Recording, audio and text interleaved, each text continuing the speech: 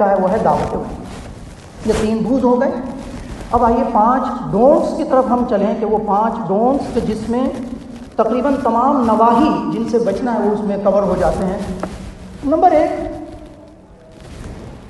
جتنی بھی ہندوانہ چیزیں ہمارے شادی بیاہ میں آج رائج ہیں ان سب سے پرہیز، اجتناب، کلیتاً اجتناب۔ بری، مائیوں، مہندی اور نہ جانے کیا کیا بلائیں ہیں جو کہ مجھے تو پتہ بھی نہیں ہے، جو کام کرنا نہیں ہے، جس راستے جانا نہیں ہے تو اس راستے کا پوچھنے کی کیا ضرورت ہے۔ وہ نہیں کیا کیا بلائیں ہیں ساری کی ساری وہ ہندوانہ تہذیب سے ہمارے اندر آئی ہیں۔ ہر ہندوانہ تہذیب سے شعوری طور پر کانشیس لیول پر بچنے کی کوشش۔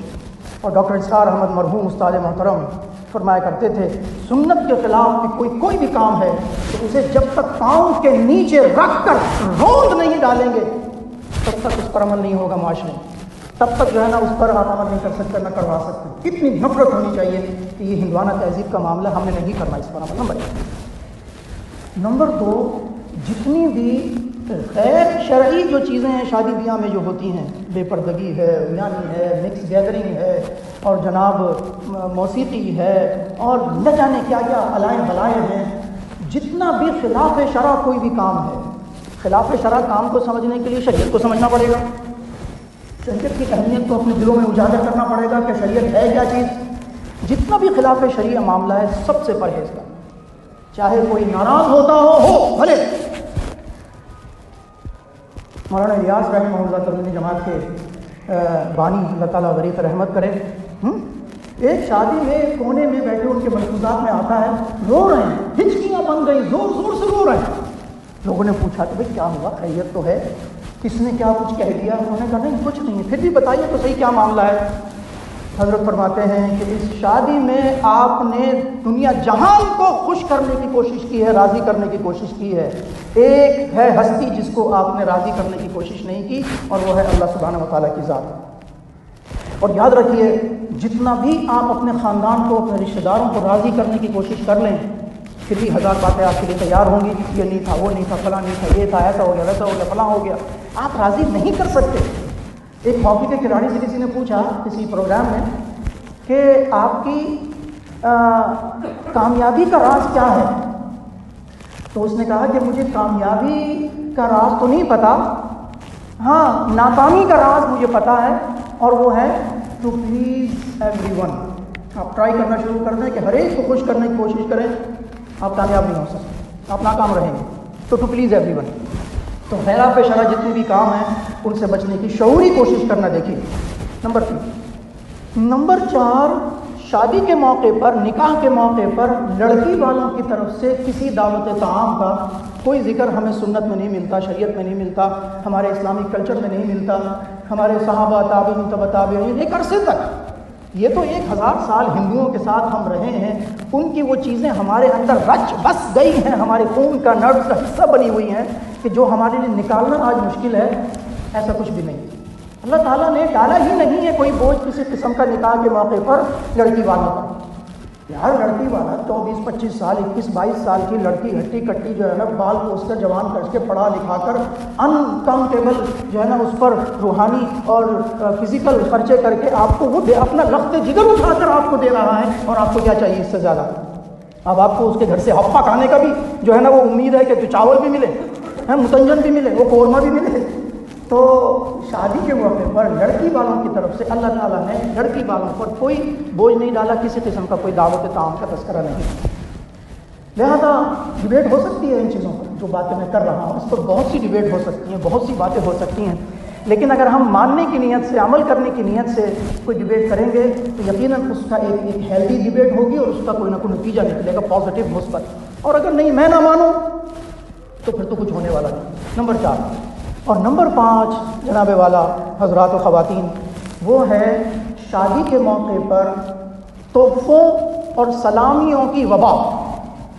اس لیے ہم نے کلیئرٹی کے ساتھ لکھ دیا تھا کہ کوئی لفافہ، کوئی جو ہے نا وہ تحفہ، کوئی جو ہے نا سلامی تک نہیں ہوگا۔ اگر آپ ہمیں خوش دیکھنا چاہتے ہیں تو یہ سب کچھ آپ نے نہیں کرنا۔ اگر آپ چاہتے ہیں کہ شادی کے موقع پر ہم ناراضگی کا اظہار کریں تو کریں گے ہم، اگر آپ یہ کام کریں۔ اس لیے ہم نے پہلے لکھ دیا کہ یہ چیزیں جو ہے نا وہ نہیں کرنی ہے، اس کا کوئی اس سے تعلق نہیں، بلکہ یہ الٹی مفتی تقی عثمانی صاحب دامت برکاتہم العالیہ نے تو بڑی وضاحت کے ساتھ لکھا ہے کہ اس موقع پر یہ تبادلہ جو ہے یہ تحائف نہیں ہے بلکہ یہ سود ہے الٹا۔ رجسٹر بنے ہوتے ہیں ہمارے اردو اسپیکنگ کے ہاں تو بھائی 500 دیا، 1000 دیا، بال کلاک دیا، اتنا دیا، فلاں دیا، یہ دیا۔ اب جب اس کے گھر میں موقع آئے گا تو وہ رجسٹر نکالا جائے گا، ہاں جی 500، تو بڑے غریب غربا تھے، بڑے پھٹیچر تھے، کیا چلو تم جاؤ 1000 روپے دیا، جو 500 روپے جو اوپر کر کے دیا جا رہا ہے یہ سود ہے۔ میں نہیں کہہ رہا، تو علماء کرام کہہ رہے ہیں، مفتیان کرام کہہ رہے ہیں۔ اب آپ مفتیان کرام پر بھی آواز اٹھائیں، انگلی اٹھائیں اور ان کی بات بھی نہ مانیں جو کہ اپنی فیلڈ کے ایکسپرٹ ہیں، تو بھائی اٹس اپ ٹو یو۔ جواب تو ہر ایک نے اللہ کو اپنا اپنا دینا ہے، دوسرے کی طرف سے نہیں دینا۔ سورہ مریم آیت نمبر 95 کہ کلھم آتیہ یوم القیامۃ فردا، کہ ہر ایک نے اللہ کی بارگاہ میں قیامت کے دن اکیلے اکیلے آنا ہے، ایز این انڈیویجول جو ہے وہ اس نے آ کر حساب کتاب دینا ہے۔ تو یہ 5 ہو گئے ڈونٹس۔ اس کے ساتھ ساتھ وقت کی پابندی کی بات ہم نے شروع میں ہی آپ سے معذرت کی کہ وہ ہم سے کوتاہی غلطی ہو گئی، وہ ایکسٹرنل تھریٹس کی وجہ سے ہوا، جبکہ ہم نے کوشش پوری کی تھی کہ ایسا نہ ہو، لیکن وہ آ جاتے ہیں کچھ ایسے ایکسٹرنل تھریٹس کے جو آپ کے قابو میں نہیں ہوتے، تو پھر ان سے آپ کو ظاہر نبردآزما ہونا پڑتا ہے۔ نمازوں کے ساتھ ہمارے معمولات ہونے ہی اس لیے چاہیے کہ نماز تو کم سے کم آگے پیچھے نہیں ہو سکتی، کہ نماز ہم پہنچ جائیں ہر صورت میں، اور اس کے بعد ہمارے معاملات جو ہے نا بالکل وقت کی پابندی کے ساتھ ہیں۔ سنت کی بات ہم کر رہے ہیں تو دیکھیے نبی کریم صلی اللہ علیہ وسلم کی سنت کو اگر ہم تقسیم کریں اکنامکس کی طرح، ایک مائکرو اکنامکس ہوتی ہے، میکرو اکنامکس ہوتی ہے۔ مائکرو اکنامکس جزوی لیول پر، چھوٹے لیول پر چیزوں کو جو ہے نا ایڈریس کرنا، میکرو اکنامکس نیشنل لیول پر، بڑے لیول پر انہی چیزوں کو ایڈریس کرنا۔ سنت کی بھی آپ 2 قسمیں کر سکتے ہیں، مائکرو سننا اینڈ میکرو سننا۔ مائکرو سننا میں پوری کی پوری زندگی ہے، صبح اٹھنے سے لے کر دوسری صبح اٹھنے تک، اس میں مسواک بھی ہے، اس میں سیدھی کروٹ سونا بھی ہے، سیدھے ہاتھ سے کھانا بھی ہے۔ مائکرو سننا میں چھوٹی چھوٹی سنتوں میں سب سے بڑی سنت داڑھی مبارک کی سنت ہے، چہرے پر داڑھی مبارک کا ہونا۔ یہ بتا رہی ہوتی ہے کہ مجھے اپنے نبی کا چہرہ پسند ہے یا مجھے پسند نہیں ہے، ویری ویری کلیئر۔ اب اس پر ڈبیٹ کر لیں تو ڈبیٹ تو ہو سکتی ہے۔ وہ بتا رہا ہوتا ہے کہ مجھے اپنے نبی کا چہرہ پسند ہے یا نہیں، میرا لائف اسٹائل کیا ہے، میرے ہیئر کٹنگ کیسے ہو، میری داڑھی کیسی ہو، وغیرہ۔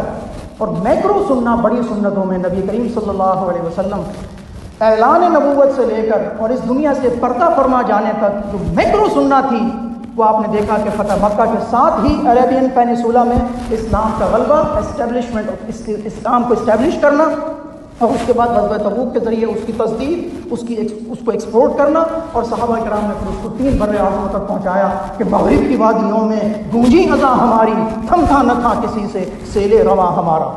میکرو سننا، بڑی سننا۔